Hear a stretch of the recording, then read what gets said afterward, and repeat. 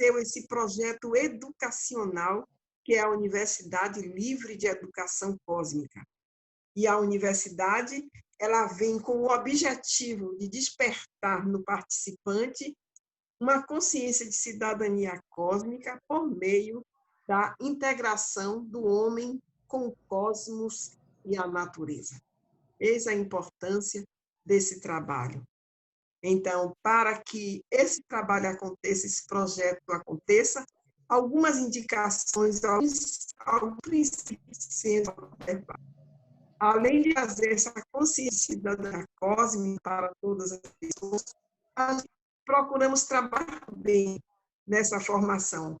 O resgate do pensamento, o saber pensar, o contato frequente com a natureza, a visão cósmica da vida, para que o ser humano se sinta integrado no universo. Oferecer caminhos para uma qualidade, consciência dos direitos, deveres e zelo pelo meio ambiente como fonte de saúde, olha bem, como fonte de saúde, prosperidade, abundância e harmonia com a natureza. E daí também nós procuramos utilizar a música, a arte, a poesia e a dinâmica dos movimentos no processo educacional. A Unicósmica, ela vem desenvolvendo suas atividades normalmente, agora nesse processo que nós estamos vivendo da pandemia, continuamos com as nossas atividades online, e temos as terças cósmicas, que acontecem todas as terças, onde nós procuramos desenvolver assuntos que realmente traga essa consciência para o indivíduo, dessa conexão do homem com o cosmos e a natureza. Nós temos também o curso livre de educação cósmica, que breve também estaremos trazendo para todos, mais uma série. Tem o trabalho do Semente das Estrelas, que é um trabalho com as crianças e que, após a pandemia, que nós queremos incentivar esse trabalho. O Via Láctea Café também é um programa especial da nossa casa que traz saberes e sabores do cosmos. E dentro desse programa, é importante que não só a gente traz a questão do universo, mas também a gente busca trabalhar a questão da alimentação vegetariana, que é um dos objetivos também da Unicósmica. E todos ao vivo, né, têm o prazer de experimentar esse tipo de alimentação. E nós temos também funcionando na Unicósmica o Núcleo Bem-Estar, que ele engloba o quê? Práticas de qualidade de vida, saúde integral. Então, é dentro desse princípio que hoje a Unicósmica está trazendo o nosso querido professor João Sérgio Moraes de Azevedo para a noite de hoje. Obrigado, Ana. Hoje, com o nosso tema, o ser humano, a natureza e o cosmos, na visão da medicina tradicional chinesa, teremos o nosso amigo querido, o professor Sifu João Sérgio Moraes de Azevedo. Ele é professor de Kung Fu e Tai Chi há 27 anos, terapeuta na área de medicina tradicional chinesa e Kung Fu, fundador do Instituto Kung Fu Shaolin em Vilas do Atlântico, Salvador, Bahia, e coordenador da Escola Tai de Sabedoria Taoísta. Com certeza, o currículo do Sifu João Sérgio é maior do que esse que eu estou falando aqui. Nós já nos conhecemos há um pouquinho de tempo e sei que o currículo dele é maior que esse, e com certeza vocês vão poder desfrutar e ter o conhecimento que ele vai passar para nós com esse belíssimo tema. Obrigado, João Sérgio, por você ter aceito o convite. Muito bem-vindo, a palavra agora é sua. Obrigado, primeiramente, a vocês, obrigado a Raimundo por ter me feito o convite, né, para a gente trabalhar com esse tema. E eu confesso que no início eu fiquei um pouco sem ideia, e aí até solicitei para ele, obrigado Raimundo, assim na ajuda do tema, né, o ser humano, a natureza e o cosmos na visão da medicina tradicional chinesa. Então, assim, é com prazer que eu venho falar de algo que eu amo tanto e que venho me dedicando há tantos anos. Poder servir com conhecimento, né, que me foi transmitido através de um legado, para mim é extremamente importante. Poder fazer com que eu possa, através do serviço, através do servir, eu possa resgatar esse ensinamento que foi perdido e foi degenerado, né? Hoje as pessoas não conseguem compreender profundamente muitos símbolos, muitos sinais, e isso para mim é extremamente enriquecedor. Obrigado a todos do grupo da nossa querida Escola TAI de Sabedoria Taoísta, que tem nos apoiado, que tem nos sustentado, aos nossos mestres internos, que conduz o nosso grupo, aos membros externos que, de certa forma, têm alavancado o nosso trabalho. Isso é extremamente importante. Mas vamos dar início ao nosso tema, né? Eu vou começar a espelhar aqui os slides. Todos estão vendo direitinho? Tá tudo ok? Tudo ok? Ótimo.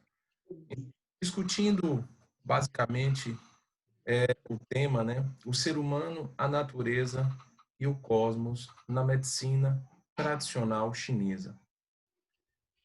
Antes de mais nada, é importante a gente entender que a medicina tradicional chinesa, ela influenciou profundamente a cultura, o povo chinês, assim como o povo chinês também deu a sua contribuição profunda para a medicina tradicional chinesa, né? Essas duas vertentes, a gente não poderia trazer uma vida cósmica sem essa perspectiva. Porque enquanto o ocidental ele vê a vida cósmica como uma vida cinematograficamente falando, né? O que é o cosmos, né? Essa conexão cheio de fórmulas, cheio de coisas mirabolantes, enquanto a visão chinesa, a visão da medicina tradicional chinesa vê o homem cósmico, vê o homem sagrado de uma forma muito simples, né? De uma forma muito voltada para o cotidiano. Então, eu vou trazer algumas coisas para vocês que todos podem ter já pensado, visto, mas não tinham visto isso como um simbolismo importante para o desenvolvimento. Primeira coisa que a gente tem que observar na vida cósmica, né? E isso foi uma das coisas que os chineses eles trouxeram. A capacidade intrínseca dos chineses antigos de observar a natureza. Observar a natureza foi o que compôs toda a condição filosófica, espiritual, oriental, especificamente chinesa. Os chineses eles tinham uma capacidade de observar, de anotar, de catalogar e deixar tudo isso registrado em pergaminhos. Eles começaram a observar os movimentos naturais. Quando eu falo de movimento natural, eu falo da chuva, eu falo do sol, da influência da lua, eu falo do movimento cíclico das estações, eu falo do nascimento, do desabrochar de uma flor, do movimento de um animal. Os chineses observaram isso com muita calma, dentro de um processo contemplativo. Então, daí toda a sabedoria chinesa, né? Se vocês pararem para analisar, as pinturas chinesas, elas retratam o homem em comunhão com a natureza. Mas mais para frente eu vou mostrar para vocês. As pinturas chinesas têm sempre retratos de montanhas, de rios, de animais, de homens interagindo com os animais. E o homem, ele perdeu essa capacidade primeiramente, ele passou a se sentir superior à natureza. Ele passou a destruir a natureza. Se sentindo superior, ele se desconectou com a natureza. Então, quando eu falo de capacidade intrínseca dos chineses antigos, eu não falo dos chineses na contemporaneidade. Eu falo de uma capacidade contemplativa de observação antiga, onde fazia com que a vida não tivesse essa rotação acelerada que nós temos hoje. Então é importante a gente entender isso. E por isso que o retrato das pinturas chinesas sempre trazem a natureza, essa comunhão do homem com a natureza. Ok?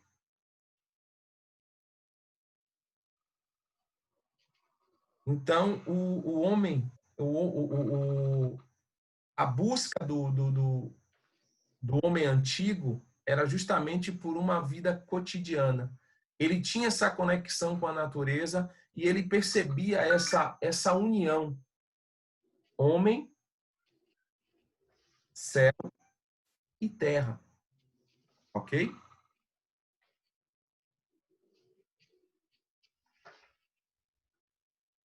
Aí nós, junto com essa capacidade de observação e de contemplação, o homem antigo, o sábio chinês, o homem sagrado, o homem cósmico, ele via a simplicidade. Ele conseguia entrar num processo de introspecção e entendimento dentro das coisas mais simples, como o canto de um pássaro, o som de uma cachoeira. Então, tudo isso para ele era substrato de desenvolvimento. Ele compreendia. E como dizia Rubem Alves, né? É na simplicidade que reside a profundidade. Ele tinha em foco na vida dele a meditação, o silêncio, justamente porque dentro do silêncio da meditação silenciosa e profunda é que consiste justamente a verdade. Ele compreendia um ensinamento que não estava escrito nos livros, era o não ensinamento. A contemplação da natureza fazia com que ele percebesse a verdade por trás daquilo ali. Mas antes ele entendia que ele precisava estar vazio, em profundo silêncio, dentro de uma prática meditativa simples e cotidiana. Uma das coisas que vocês podem observar nessa pintura clássica chinesa é retratada uma flor de ameixa, uma árvore de ameixeira vermelha e um pássaro. Ao lado, uma folha de bambu. Então, essas eram as pinturas chinesas, aonde o pintor, o calígrafo, ele percebia essa conexão dele com a natureza, essa interação. Ele só pintava aquilo que ele via e que ele sentia. Então, isso é interessante a gente observar. Uma outra coisa importante era a interação do homem com a natureza. As casas na China, elas eram justamente colocadas dentro de um ambiente natural. Vocês podem observar pelo desenho a árvore, a união com a natureza na casa, no lago, nos peixes, as árvores, a montanha. Ou seja, a arquitetura, ela propiciava uma interação com a natureza. Então, o homem ele se sentia mais próximo da terra, ele se sentia conectado a essa força cósmica. Então, ele não perdia jamais esses momentos de contemplação e de conexão. Haja vista que foi desenvolvido pelos chineses há uns 3.000 anos atrás, há pouco tempo, o Feng Shui, né? se escreve como Feng Shui, que significa vento e água. Dois elementos na natureza que fluem. Se não houver fluidez desses elementos no lar, a energia pode estar estagnada. Então, isso era uma coisa que sempre foi observado pelo chinês, né? Essa conexão tinha que acontecer dentro da própria casa dele, dentro do próprio ambiente natural. Então, na própria arquitetura, isso sempre foi trabalhado, fomentado. Nós, ocidentais, é que nos desvencilhamos disso.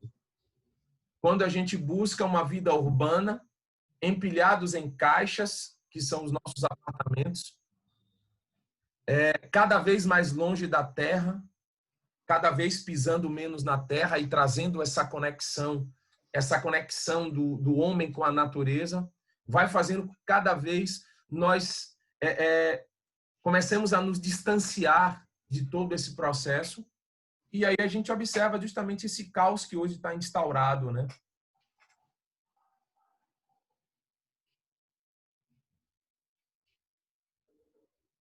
A natureza da água.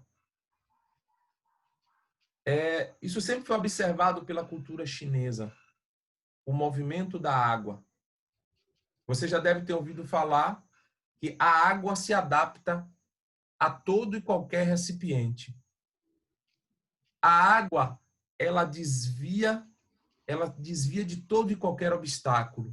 E a direção em que ela vai é sempre para o mar. Todos os caminhos da água desembocam no mar. Por isso que o mar, de todos os níveis, é o mais baixo. Então, eu trago essa colocação importante. Se as questões difíceis de uma relação não forem expostas abertamente, haverá um acúmulo tão grande de água, entre parênteses, de mágoas, que o rompimento da represa será inevitável. Toda represa tem uma vazão para controlar o volume da água. Na relação afetiva, a vazão se dá por meio de conversas respeitosas e francas, e não por queixas e brigas. Se for o caso, simplesmente relevar as pequenas falhas do outro e fluir. Então, o chinês ele entendeu que o movimento da água trazia em si uma sabedoria. E ele absorveu essa sabedoria filosoficamente para a vida dele. Entender que uma represa, que a água represada é como sentimentos represados, que podem explodir a qualquer momento. E antes que isso aconteça, é necessário começar a dar a vazão. Então, observem o tanto que o chinês antigo, ele estava próximo da natureza ao ponto de observar todos esses detalhes e trazer como uma sabedoria de vida o fluir, o represar, o contornar, o procurar sempre uma forma fluida de escapar, que é o caso da água. E lembremos que toda água que a gente bebe, que seja uma simples gota, faz parte de toda a água do universo. Faz parte de toda essa conexão. E na água reside toda a informação e sabedoria atemporal, universal. Seja a água que cai de uma chuva, ou seja a água que está em um rio, ela faz parte da água de todo o universo. Não pode ser separada. Mesmo a água que se precipita por uma nuvem, quando ela volta, ela faz parte da mesma água. Não existe a separação do todo. Então, o sábio, o homem sagrado, ele entende que ao beber um copo d'água, ele se conecta com toda a água e toda a sabedoria que essa água contém do nosso planeta.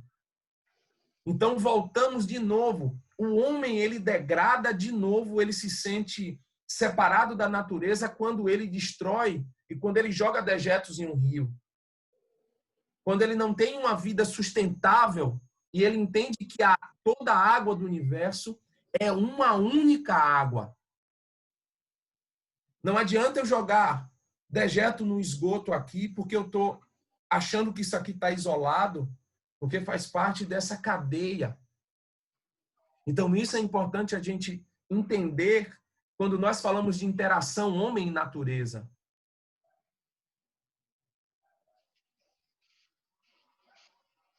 E aí eu trago de novo uma outra reflexão. A vida precisa fluir. Assim como a retenção da água no organismo causa problemas à saúde, a retenção de valores, ideias, conceitos, sentimentos negativos, apego, ilusões, também faz mal à nossa saúde psicológica. Então, olha a comunhão, olha o entendimento que os chineses eles tinham. Afetar a natureza externa também afeta ele internamente. E aí na medicina chinesa a gente vê justamente isso, né? Assim como tem fora, tem dentro. Nós temos os nossos órgãos que são responsáveis pela água no nosso corpo. E temos o rim, os rins, como órgão yin, e nós temos a bexiga como órgão yang. Eles controlam a vazão de água no nosso corpo. E quando eles dois estão em colapso, em problema, perde-se toda a força de vontade. Aumenta o apego, aumenta as ilusões, aumentam os sentimentos negativos, porque a água ela vai lhe causar justamente essa fluidez, esse poder de persistência. Quando a água do nosso corpo está em desequilíbrio, surge o medo, que é um dos sentimentos ligados ao rim e ligados à água no nosso corpo.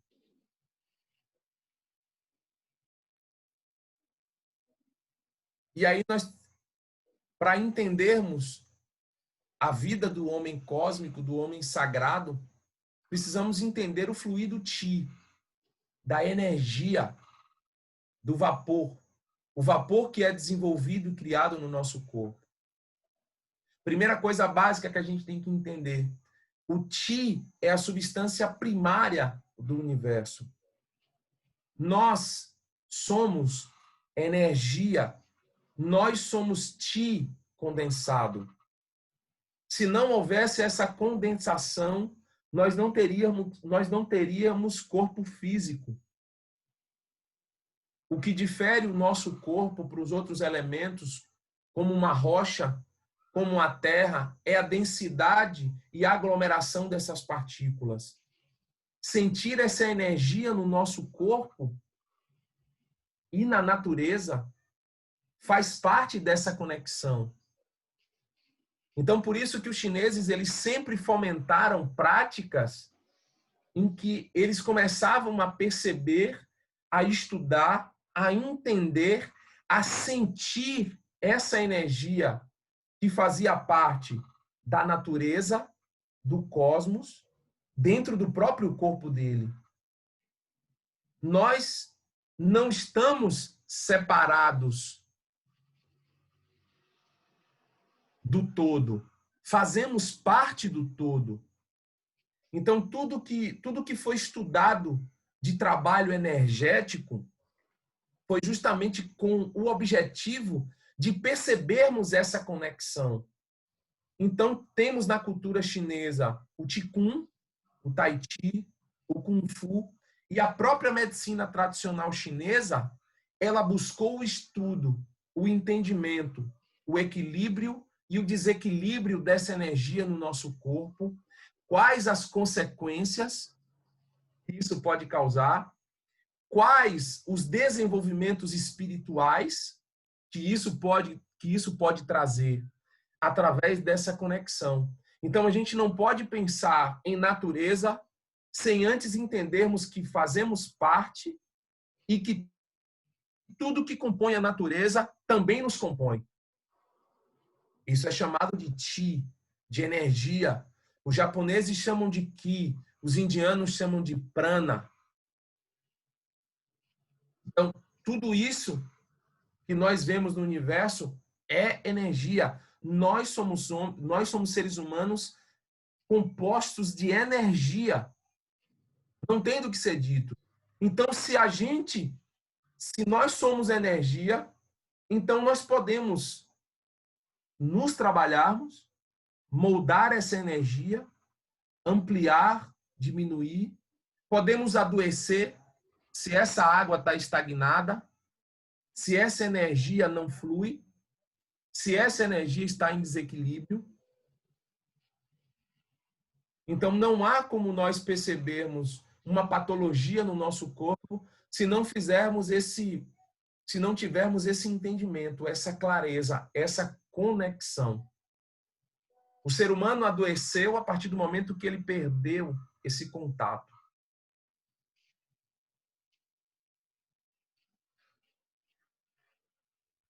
Aí chegamos a um ponto profundo do trabalho de desenvolvimento do homem sagrado, né? A consciência cósmica universal, o Tao.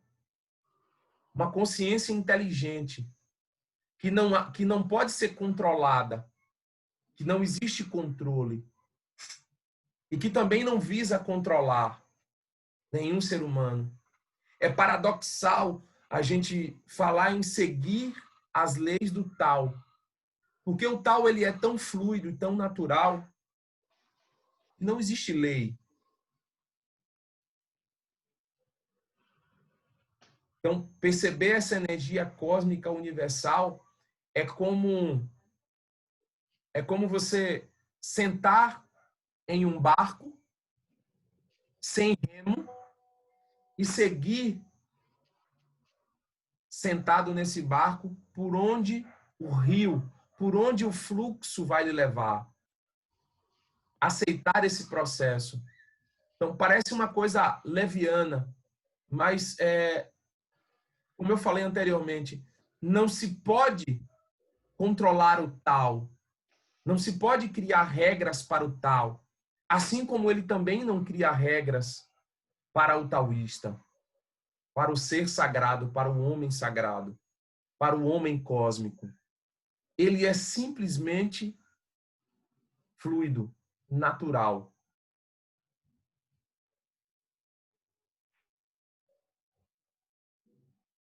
E aí temos uma coisa muito interessante. Quando nós falamos de conexão com a natureza, não podemos esquecer das 5 estações. Se for 5 estações, por que 5 estações? Calma que eu vou deixar todo mundo mais tranquilo. De fato, na medicina tradicional chinesa, existem 5 estações. O chinês não vê 4 estações, são 5. E eu vou explicar para vocês o porquê disso. Eu sei que vão surgir algumas dúvidas, mas esse é o meu papel, não causar certezas. Vamos lá. A nossa vida pode ser entendida como um ciclo completo de mudanças, em que a primavera corresponde à infância, à fase inicial da vida. O verão se refere à juventude, o auge da força e virilidade. O outono representa a meia-idade, o declínio do vigor das capacidades físicas. O inverno é a velhice, estagnação das funções vitais e o recolhimento. Nós temos as estações dentro de nós, assim como elas existem fora de nós. O detalhe é que nós vivemos em uma parte do planeta que nós achamos, no nosso ledo engano, de que não sofremos as influências energéticas de cada estação. Nós nascemos, nós florescemos, nós envelhecemos, nós nos recolhemos de forma muito natural, sem que a gente perceba que isso é da natureza. faz parte da natureza. Nós sofremos as influências de cada estação do ano. Quando o inverno ele surge, ele causa nas pessoas uma necessidade de dormir mais, de se recolher, de comer mais, de trabalhar menos. Mas, infelizmente, o ser humano ele precisa trabalhar, ele precisa ser correria, né? E ele não percebe essa sutileza que as estações causam nele. O verão vem com todo aquele calor, a vontade de utilizar pouca roupa, de beber coisas geladas. O outono, ele traz na nossa natureza uma introspecção, uma leve depressão em algumas pessoas. A primavera vem clareando, trazendo flores. Então, o detalhe é que o ser humano, ele acha que ele não sofre essas influências. Porque parece que na Bahia é só no Nordeste, em algumas partes do país, é só sol. Sol, praia, no máximo uma chuvinha. Então ele não consegue perceber essa mudança de estação aos seus olhos. Mas a energia da estação, ela influencia cada pessoa.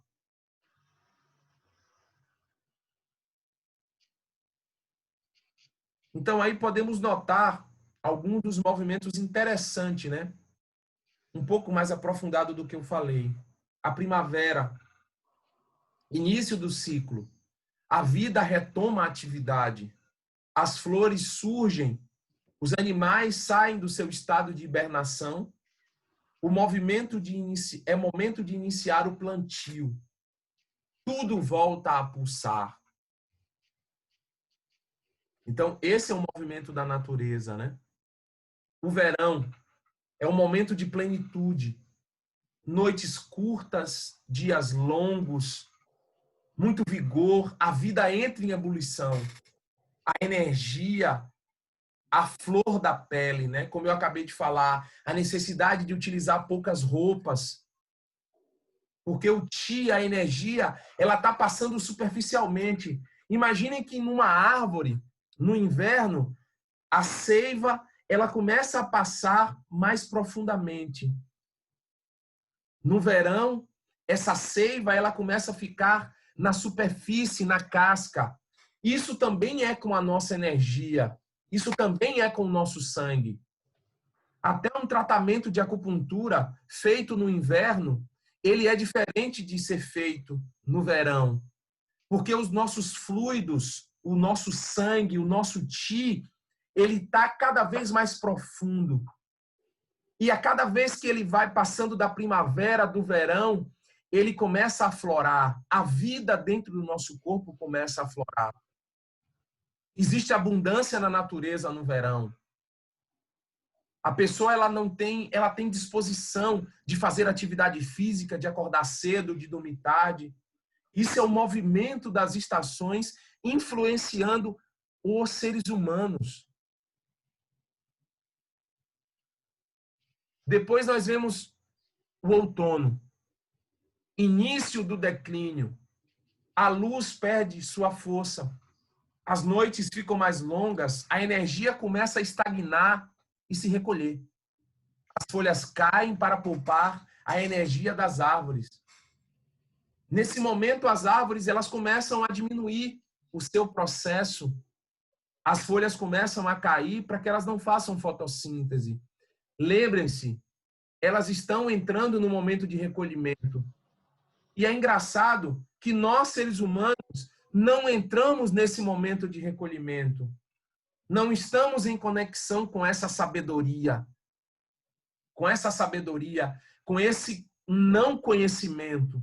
É o conhecimento que não está escrito no livro, mas a sabedoria está na natureza. Aí voltamos ao inverno. Momento de recolhimento e introspecção. Os animais começam a hibernar em suas tocas. Não existe plantio nem caça. O alimento vem do que foi estocado, do que foi guardado na primavera. no verão, no outono. Por isso que em alguns países se guarda alimento, se corta a lenha para deixar guardado, para poder aquecer. E aí, de novo, o ciclo recomeça. Mas se for, como isso é tão claro para mim agora e eu não conseguia perceber isso no meu dia a dia. Isso acontece quando vocês sentem necessidades no inverno de trazer alimentos quentes para dentro do corpo, de tomar café, de comer chocolate, de beber chá. Em contrapartida, no verão, a gente não sente essa necessidade. Isso é influência da estação, da energia da estação dentro do nosso corpo. Então, observem a profundidade de entender isso, compreender e deixar com que o nosso corpo ele se manifeste e ele seja respeitado nesses momentos. Se o seu corpo quer dormir na estação, é necessário que ele durma um pouco mais. Mas a vida cotidiana nos bloqueia.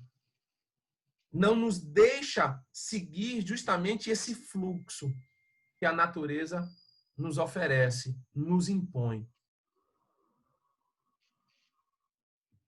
Aí, nós temos o que a medicina chama de 5 elementos ou 5 movimentos.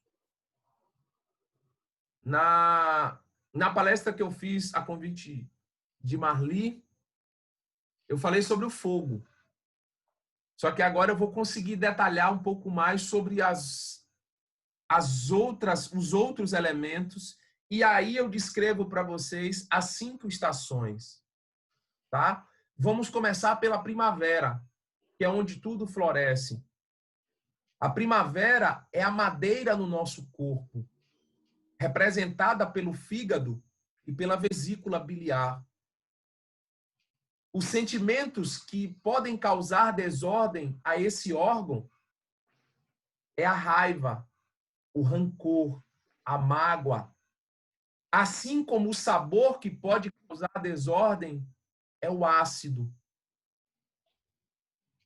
O fator patogênico na natureza, que também nos afeta nesse período e afeta especificamente esses órgãos, é o vento, que acontece especificamente na natureza. Esses órgãos, por sua vez, eles regem a visão, os olhos e os tendões. Então, não é comum, e se vocês lembrarem, o Incrível Hulk, ele é verde. E é um personagem cheio de raiva. Então, a gente começa a entender um pouco sobre esse movimento da madeira, que ao pegar fogo, ela gera o próprio elemento fogo. Então, pensem numa lenha, em madeiras pegando fogo, e conduzam-se para a seta de cima, para o elemento fogo, que tem como órgão no nosso corpo o coração, que é o órgão yin, e o intestino delgado.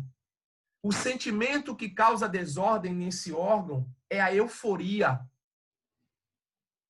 O sabor que também causa desordem é o amargo. O elemento que vai lhe causar alguma desordem é o calor excessivo que se transforma em fogo. A estação predileta e a estação em que ele mais sofre justamente dessa euforia é o verão, afeta a fala e o coração ele tem a capacidade de abrigar a mente. Por isso que um coração em paz, a mente também está em paz. Agora vamos nos conduzir novamente para a terra. Lembrem-se, a madeira depois que pega fogo, ela volta para a terra, vira cinza. E aí na terra nós temos os 2 órgãos que regem todo esse processo no nosso corpo. O baço pâncreas, o baço e o pâncreas, que são 2 órgãos acoplados, e o estômago, que é o yang. O sentimento que causa desordem a esse órgão é a ansiedade, a preocupação excessiva. O sabor, que pode causar desordem ou equilíbrio, depende da dosagem, é o doce. O fator patogênico na natureza que afeta esses órgãos é a umidade. E aí nós temos a 5ª estação, que acontece no final do verão, nos últimos 15 dias do verão. Nós temos o que nós chamamos de canícula ou veranico, que é o último período do verão, que é chamado de 5ª estação. A energia da Terra, ela coordena os nossos músculos. Então, seguindo a setinha, nós temos aí, é na Terra que o metal ele é gerado. Então, nós extraímos o ouro, a prata, os metais nobres e os não nobres também da Terra. E aí nós temos o metal. Os órgãos associados a esse elemento no nosso corpo é o pulmão, que é o órgão yin, o intestino grosso, que é o órgão yang. O sentimento que traz desordem a esse órgão é a tristeza, a depressão. O sabor, que causa desordem de acordo com a quantidade, é o picante.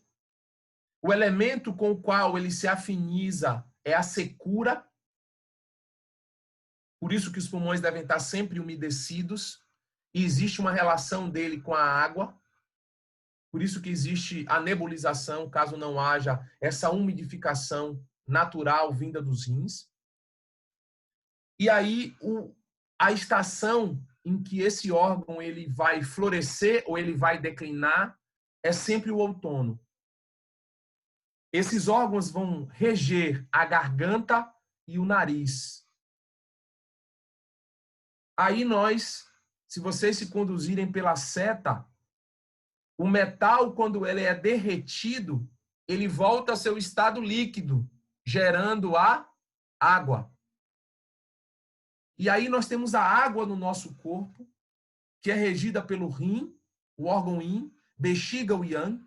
O sabor que causa desordem a esse órgão, ou o equilíbrio, de acordo com a dosagem, é o salgado. O sentimento que está associado a esse órgão é o medo. Ele se afeta pelo frio e é acometido comumente no inverno. Os órgãos que são regidos por esse elemento, né, além de outros, são os dentes e o cabelo. Por isso que quando a pessoa ela começa no processo de envelhecimento e que os rins começam a declinar, normalmente os cabelos ficam brancos, que é um processo natural, e os dentes começam a cair. E aí, de novo, nós seguimos a setinha e recomeçamos o ciclo. A água, ela novamente ela vai nutrir a madeira quando a madeira ela é regada. E aí nós temos os 5 elementos que é necessário se entender esse movimento fora na natureza, assim como dentro no nosso corpo. Em um momento oportuno, eu posso ampliar essa visão. Eu resumi basicamente os cinco elementos para que vocês pudessem compreender. Mas existe muito mais coisa e muito mais profundo esse entendimento. Mas, de antemão, isso que eu falei para vocês já dá um substrato profundo de estudo e entendimento. Prossigamos. E aí, para nós entendermos essa conexão com a natureza, como eu falei lá atrás, eis que surge o Kung Fu. Eu não podia deixar de falar, porque para alguns, e principalmente para mim, é um elemento de conexão profunda com a natureza. Então, é importante vocês entenderem o objetivo do Kung Fu. O Kung Fu não foi desenvolvido como uma mera e simples sistema de luta. Não foi. O Kung Fu, ele sempre foi... Ele foi desenvolvido e criado, primeiramente, por seres de outros planetas, porque para ter esse desenvolvimento, ou tinha uma inspiração divina muito grande, ou não seria capaz de fazer isso. Porque, primeiramente, o objetivo do Kung Fu é modificar o estado vibracional do nosso corpo físico, para que com o nosso estado, como é que eu poderia colocar, aumentado de energia, de vibração, pudéssemos adentrar em outras dimensões da natureza. Essa conexão ancestral era feita com os elementais dos animais e da própria natureza, dos elementos que eu falei anteriormente. O fogo, a terra, a água, a madeira e o metal. Então, hoje, o que nós temos de Kung Fu não é nem 0,0005 do objetivo dos grandes mestres quando eles inspiraram os criadores dessa arte marcial. Não se chega nem perto, nem se toca, porque mexer com o estado vibracional do corpo físico para adentrar em outras dimensões da natureza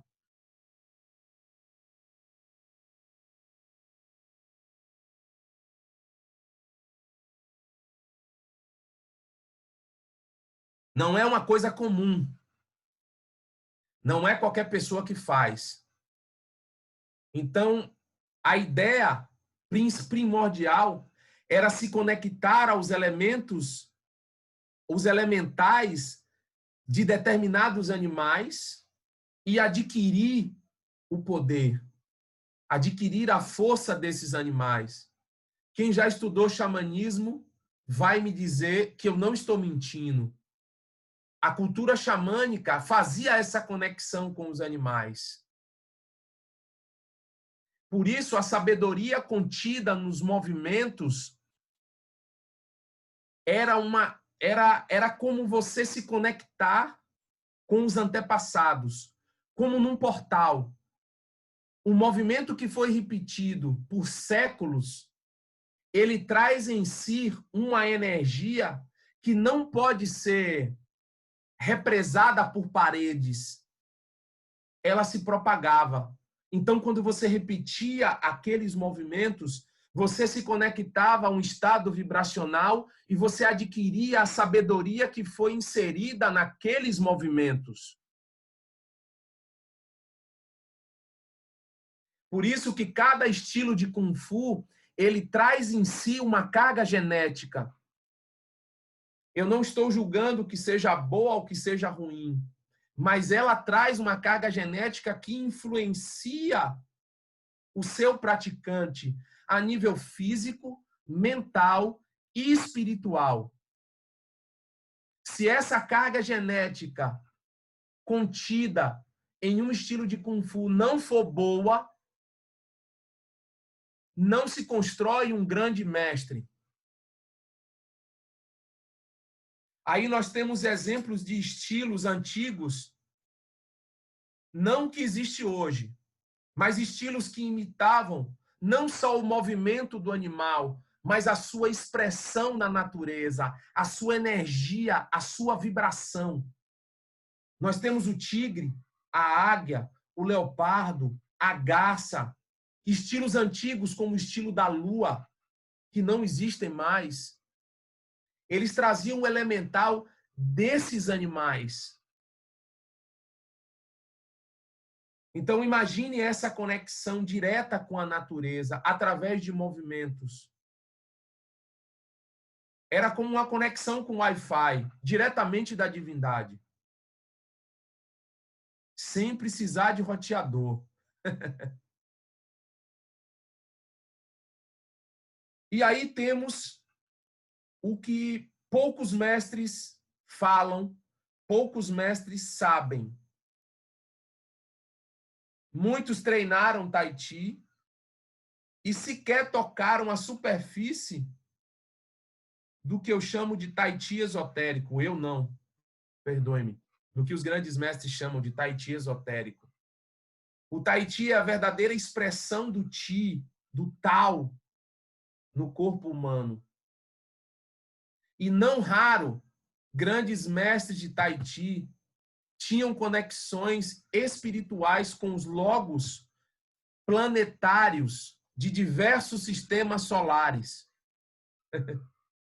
Mas Sifu, eu nunca ouvi falar disso. De fato, muitos mestres de Tai Chi nunca ouviram falar disso. Por quê?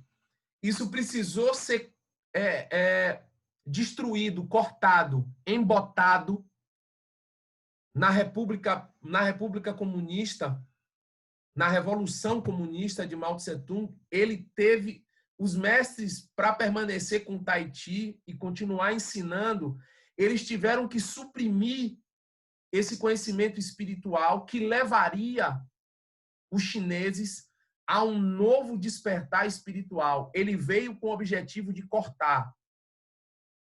E aí o que é que aconteceu? O Tai Chi, ele tinha que ser ensinado somente com os seus aspectos de saúde e longevidade. Se fosse tocado no nome de desenvolvimento espiritual, esse mestre ele era morto, ele era exilado. Coisas típicas de um regime comunista que eu não preciso falar, que vocês sabem. Então, nós vemos aí exatamente uma prática de Qigong taoísta, feita pelo mestre Mantak Chia, se conectando à estrela polar e à Ursa Maior.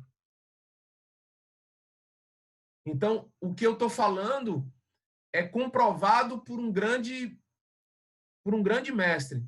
Se vocês não acreditam no que eu falo, pelo menos acreditem no que ele fala.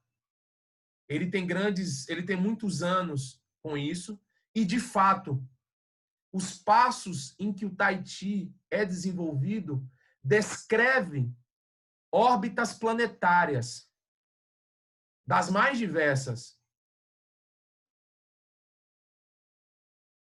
Então, assim, trazer à tona esse conhecimento, desvelar esse conhecimento para as pessoas, se faz necessário para que esse conhecimento ele saia da obscuridade e ele venha à luz, ele venha à tona, para que as pessoas possam entender que esses movimentos não são apenas para trazer saúde e longevidade. Isso é a consequência. Ensinar a luta, pelo contrário. O objetivo primordial desses movimentos são criar uma conexão cósmica.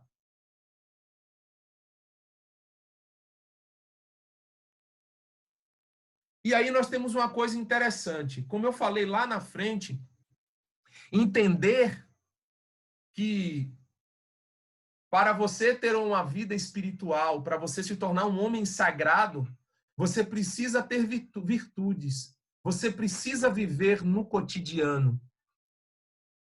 E aí o grande mestre da serenidade, no seu encontro com Confúcio, e ele entendeu isso profundamente, e os ensinamentos que ele trouxe contribuíram para toda a composição da base filosófica, social, política, medicinal de toda a China. Então, Confúcio e seu aprendizado com o grande mestre da serenidade, o mestre Lao Tse, lhe deu um entendimento social / espiritual das virtudes. Você não pode ascender espiritualmente se você não tem virtudes do coração. Vuté significa virtudes do guerreiro. Essas virtudes sempre foram fomentadas dentro das culturas das castas de guerreiros, porque eram que norteavam o seu desenvolvimento, o seu treinamento. Não adiantava ter força física se não tivesse virtude, se não tivesse caráter, se não tivesse retidão, se não houver isso, todo esse conhecimento não se abre.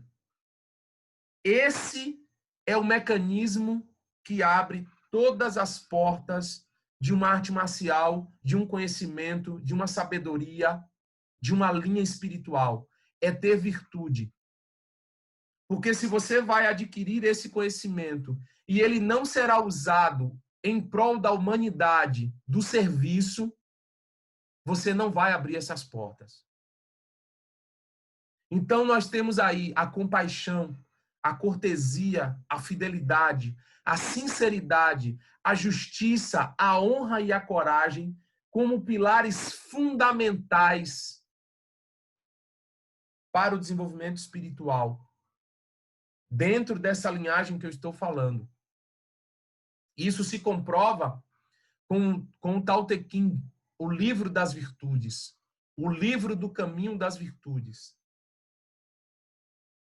Se há alguma dúvida no que eu falo, abram o Tao Te Ching, que tudo que eu estou dizendo está descrito lá. Não há caminho espiritual se não há desenvolvimento das virtudes e se não há entendimento dessas verdades dentro do nosso coração. Aí eu trago para vocês de novo os ideogramas, porque é importante entender que toda a cultura chinesa, toda a sabedoria foi deixada e escrita. E aí nós temos os vutês, os 7 vutês, nessa ordem: compaixão, cortesia, fidelidade, sinceridade, honra, justiça e coragem. E vocês podem olhar que nas pinturas sempre tem a conexão com a natureza. Observem, a virtude com um elemento da natureza, com uma montanha, com o sol, com o rio, com um pássaro, com as árvores.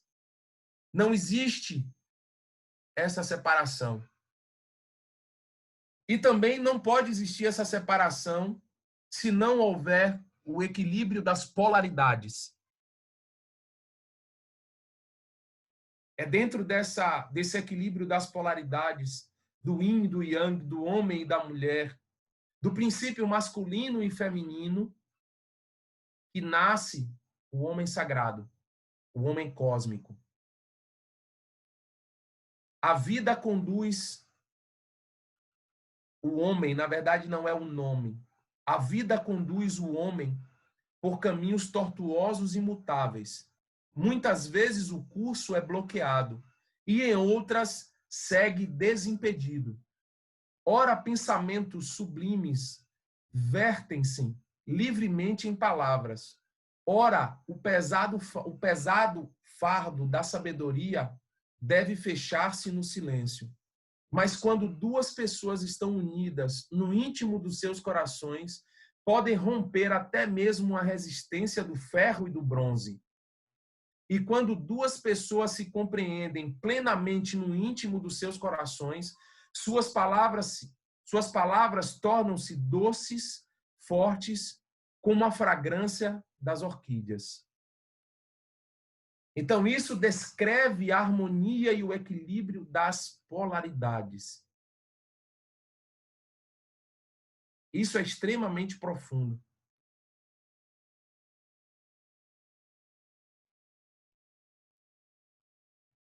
E aí fechamos a nossa palestra, o florescer do homem sagrado, o homem cósmico, com essa imagem do grande mestre Lao Tse, Senhor da Serenidade.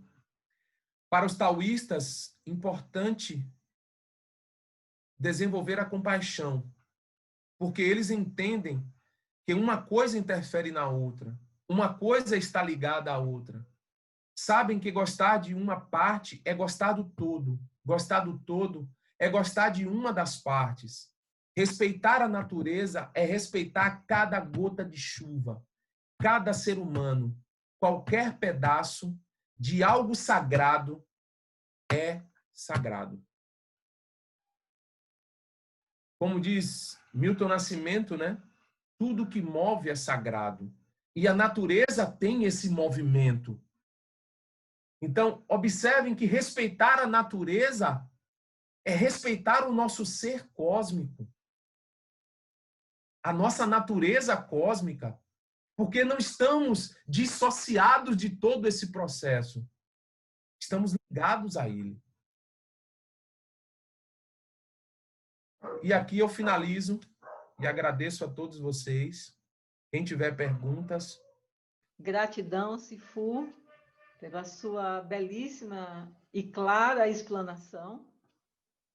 E agora é o momento de, depois de todo essas informações, na realidade, informações cósmicas, trazidas para um sistema de conexão do ser humano com a natureza, que é uma das questões atuais e muito atuais em relação à vida que toda a humanidade, cada um de nós, está vivendo nesse planeta. E como podemos melhorar. Entendemos que é uma via de mão dupla, né? Onde a proporção que nos melhoramos o planeta e vice-versa. Então, vamos ver perguntas. Marli, eu gostaria de falar para a Sifu, João, que maravilha tudo que ele falou. Eu só quero ler um trechozinho de uma carta que nós recebemos no dia 29 de junho de 2007, por Setun Chenar, que trabalha com Astar Cheran, foi dos contatos de Paulo Fernandes. Ele disse o seguinte para nós: interagir com a natureza, amá-la, respeitá-la, sua força e saber usufruir seus benefícios, reconhecendo o natural e a magnitude do seu poder criador. Então, eu vi tudo que ele falou, né, contido dentro desse pensamento de 2007. Gratidão, mestre. Muito obrigada. Pode, Marli. Eu não falo nenhuma novidade, na verdade, né? Tem novidade. Muito especial mesmo. Bem, tem uma pergunta aqui de Raimundo Crispim. Sim. João, como podemos nos sintonizar e se harmonizar com as estações do ano e nossa energia interior para que possamos seguir nessa sintonia com a natureza? Bom, dentro do que eu falei, dentro da perspectiva do conhecimento pelo conhecimento que eu falo, pela linha que eu falo, sempre através de práticas corporais. E não foi à toa que foi dado para nós um corpo físico. Então, o desenvolvimento espiritual não pode ser puramente mental, intelectual. Ele precisa começar pelo corpo. Então, não importa se é Tai Chi, não importa se é Qigong, não importa se é Yoga, não importa. Mas a primeira coisa que a gente tem que fazer para acessar esse equilíbrio é nos conectarmos primeiro com o nosso corpo, é ter controle sobre ele. Olha que coisa maravilhosa. Observe uma coisa. Nós estamos tão distantes do nosso corpo que, às vezes, e muitas vezes, precisamos procurar um médico para obter explicações sobre nosso corpo. Ele é nosso. Por que nós não estudamos o nosso corpo? Não é? Por que nós não entendemos esse movimento que o nosso corpo faz? Por que a gente não consegue entender que as nossas emoções mudam toda a composição energética do nosso corpo, nos levando a problemas físicos, orgânicos? Então, respondendo à pergunta de Raimundo, a primeira coisa que a gente tem que fazer, trabalhar com práticas corporais. É necessário ter o estudo teórico, mas é necessário ter a base prática. respirar, se movimentar, não importa, desde que seja atividade, desde que seja uma atividade corporal, diferente de atividade física. Atividade corporal é diferente de atividade física. Atividade física você pode fazer assistindo televisão, correndo na esteira com um fone no ouvido. Eu falo de atividade corporal, que lhe conecta com o momento presente, que lhe conecta com você naquele momento. E você tem plena consciência que você está ali. Isso é atividade corporal. Que você percebe sua respiração, que você percebe o fluir da energia. Isso sim. E, junto com isso, ter a base teórica, para você entender esse desenvolvimento da sua própria energia. Obrigado, Sifu. Temos uma outra pergunta aqui. Como você percebe as possibilidades para sobreviver neste tempo de pandemia?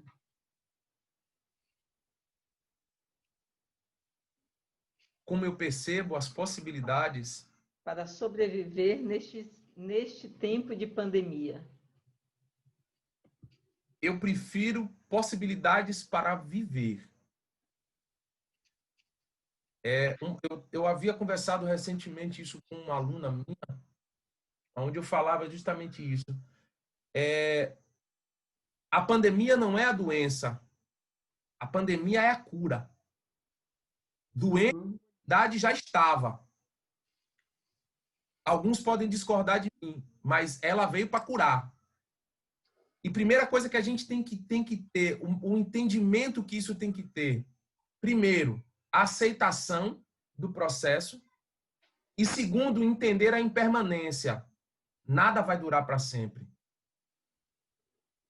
Se você tiver isso em mente, primeiro, a resiliência, o entendimento e a clareza, fazer com que o espírito se assente e aceite o processo.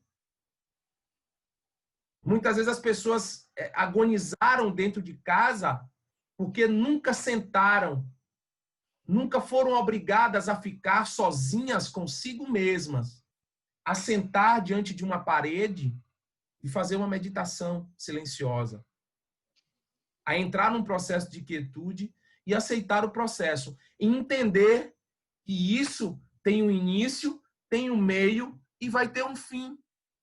Essa é a lei de impermanência. Não estou falando novidade, gente. Eu só estou apenas trazendo a claridade para esse processo. Obrigado, Sifu. Tem mais uma pergunta aqui da Anne Brito, que diz assim: gratidão, Sifu. Eu fiquei com a curiosidade sobre o vento, após um slide que falava da água, /Feng Shui. Você pode comentar algo sobre o vento? O vento é um dos 6 fatores patogênicos que são estudados na medicina chinesa. O vento, ele causa patologia no corpo. Um exemplo, vou dar aqui um exemplo rápido. Por exemplo, você dorme sobre o efeito de um ar-condicionado artificial ou um ventilador. Ou mesmo você toma uma rajada de vento. Aquela rajada de vento, ela entra pela pele e ela, ao longo do tempo, de acordo com a sua saúde, ela vai se aprofundando, gerando patologias. Então, o vento que ele é externo, ele afeta o corpo e ele causa uma patologia ou patologias internas associadas ao vento. É um assunto que eu trabalho amplamente nos cursos de acupuntura, nos cursos de medicina, que dá pano para manga, mas eu consigo explicar com mais calma. Eu teria que ter outra palestra para explicar os fatores patogênicos, mas basicamente é isso. Obrigado mais uma vez. Temos mais alguns comentários de Val Cândido. Nós não temos muito conhecimentos acerca das fases da natureza e essas fases influenciam muito em nossa vida e energia. Gratidão. Uma sugestão que eu acho que para a gente começar a estudar um pouco sobre isso, se vocês puderem assistir um filme coreano, chamado Primavera, Verão, Outono, Inverno, Primavera. É um filme fantástico que descreve essas estações externamente e internamente na vida do ator. É um filme coreano, muito bom, fantástico esse livro, esse filme. Obrigada pela sua indicação. A Érica Soares tem aqui uma pergunta. Na medicina tradicional chinesa, o Qi é a base de todos os fenômenos do universo. Poderia falar um pouco sobre isso?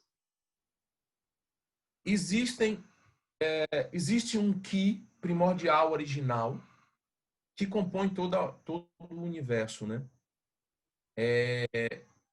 Ele compõe o nosso corpo e dentro do nosso corpo existe uma, como é que eu poderia colocar? Um reservatório dessa energia que os chineses eles estudaram e perceberam que esse reservatório está localizado no Tanchen, 3 dedos abaixo do umbigo.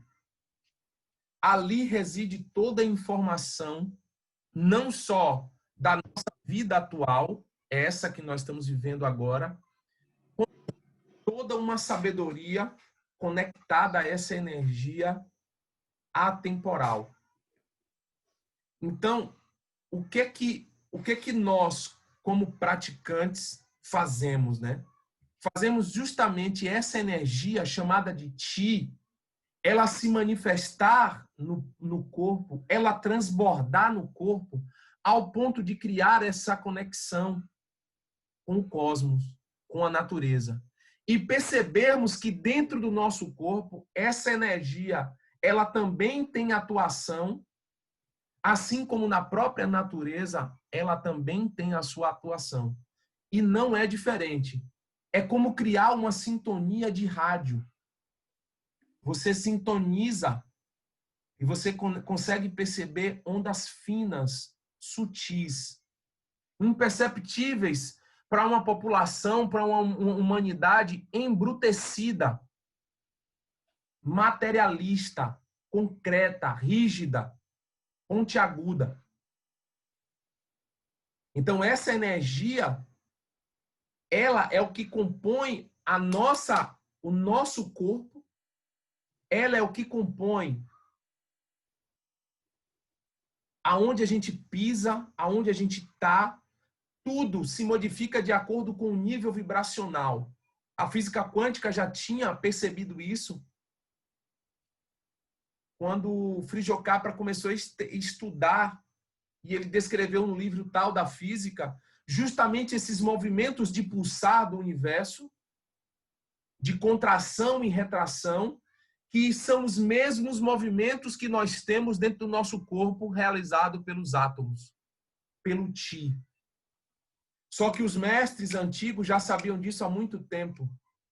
E eles alteravam essas moléculas de energias do seu corpo e conseguiam andar sobre as águas. Quem fazia isso? Eu acho que vocês conhecem.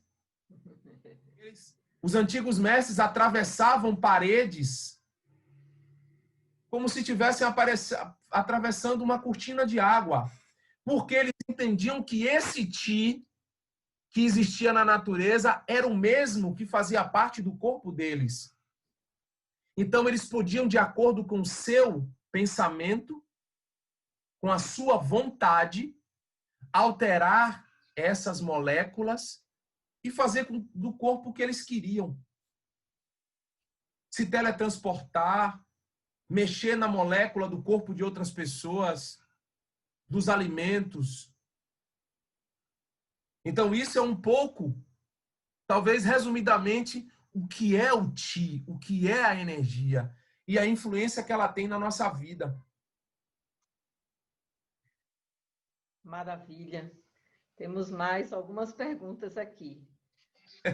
João. Vamos lá, vamos nessa. A Adriana de Oliveira nos diz: a promoção da saúde nos fala dos cuidados nos âmbitos individual e coletivo.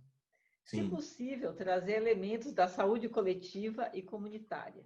A atenção primária do nosso sistema de saúde tem raízes na China, uma concepção que vale falar. Vale. Porque a população chinesa sempre foi gigantesca. Por isso que a medicina chinesa foi profundamente difundida lá. Porque os sistemas únicos de saúde não tinha como dar conta desse povo inteiro. Então, o processo de cura era uma coisa popular, comum, comunitária. O governo sempre investiu em colocar nas praças mestres de Kung Fu, de Tai Chi, que conheciam profundamente de medicina chinesa, para que isso fosse amplamente difundido, né? Então, isso aí, importante ela ter frisado que a China, ela exportou métodos de cura para a maioria dos países. Muito bom. Tem uma outra pergunta aqui, que nos diz assim, Agni Yoga, ou Ética Viva, fala da conexão do coração com o infinito para além do cosmos. Fale mais do aspecto esotérico do Kung Fu. É possível resgatar isso nos dias de hoje? Estamos fazendo esse árduo trabalho. Para isso, temos tido orientações internas para poder resgatar esse processo. Quando se fala de Kung Fu esotérico, se fala de um conhecimento que as pessoas não querem. As pessoas não querem se superar. Quando eu digo se superar, é perceberem que elas são muito mais do que um amontoado de osso e músculo, e carne e víscera. Então, quando se fala disso, não se fala somente de movimentar o corpo para adquirir boa saúde. Se fala de uma disciplina física para se atingir a mente e o espírito. Quando se fala de Kung Fu esotérico, se fala de uma conexão profunda com a natureza e os seus elementos. Coisa que, ao longo do tempo, por vaidade e por ego, os antigos mestres, os mestres de Kung Fu contemporâneo foram cortando essas conexões espirituais e foi dando para as pessoas, para a comunidade mundial, cartesiana, metódica, somente o que elas queriam, que era o trabalho corporal, físico, pagou a mensalidade, aprendeu os movimentos, vai para sua casa, tchau, se sinta feliz. Não. Então, essa visão de um Kung Fu esotérico, se assim podemos chamar, é justamente a volta a essa conexão antiga, a volta à nossa casa. Então, tem sido um trabalho muito árduo, dificílimo, porque nem mesmo os mestres contemporâneos têm esse conhecimento. Eles fazem os movimentos e muitos não sabem explicar o porquê, o que está por trás daquilo ali. Acreditem, somente no plano físico nós não conseguiríamos ter, se não tivéssemos inspirações internas, se não tivéssemos a orientação de mestres internos, nós não conseguiríamos fazer isso. Porque muitas vezes do que eu falei e do que eu trouxe não é meu. Intelectualmente, eu não conseguiria, sentado aqui, a descrever ou escrever de tudo que eu falei. Isso nasce, isso brota, e eu não sei da onde. Eu quero perguntar também, Sifu João, sobre, já que nós estamos falando também do coração, você falou de uma humanidade embrutecida, desconectada da natureza, desconectadas, enfim, de si próprio e do seu próprio coração. como restabelecer essa conexão com o coração, que é a ponte para essa integração e essa unidade com tudo. Uma vez, um mestre me falou de uma prática que o mestre dele fazia com ele. E fazia com as pessoas nesse grupo em que ele ensinava. Eles mandavam as pessoas perceberem o seu coração e elas não percebiam. Elas botavam a mão no coração e elas não sentiam o coração pulsar. Aí ele fazia: levantem de onde vocês estão e corram. Mandava o grupo correr. Em qualquer direção, corram. Uhum. Depois ele mandava todo mundo parar e se deitar aonde eles estavam. Aí eles não precisavam botar a mão no coração, sentiam o coração pulsar. Aí eles tinham consciência de que essa consciência vivia dentro deles. Pulsava a revelia da vontade deles. E a partir daquele momento, ele mandava essas pessoas se conectarem ao coração, a se voltarem ao coração, a conversarem com o coração, a sorrirem para o coração, que é a prática que o mestre Mahakshiya fomenta. O sorriso interior, ela deve primeiramente ser direcionada ao coração. Sorrir, se conectar a ele, ouvir ele. Quem ouve o coração amplia sua capacidade de intuição e não passo em falso na vida. As pessoas começaram a errar.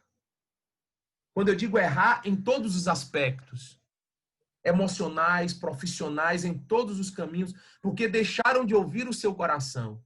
Então, o que você fala para mim é assim, eu estou apenas reproduzindo. A maneira de se conectar ao coração é ouvir. Se for necessário, abram a porta de casa, corram para começar a ouvir, sentir ele pulsar. Porque se você não está percebendo o seu coração, é porque também não está ouvindo ele. Uhum. Obrigado. Olha, Maravilha. nós estamos nos direcionando para o final. Eu tenho mais uma pergunta aqui. Se você percebe esta mesma essência em outras práticas de povos tradicionais, como capoeira, por exemplo.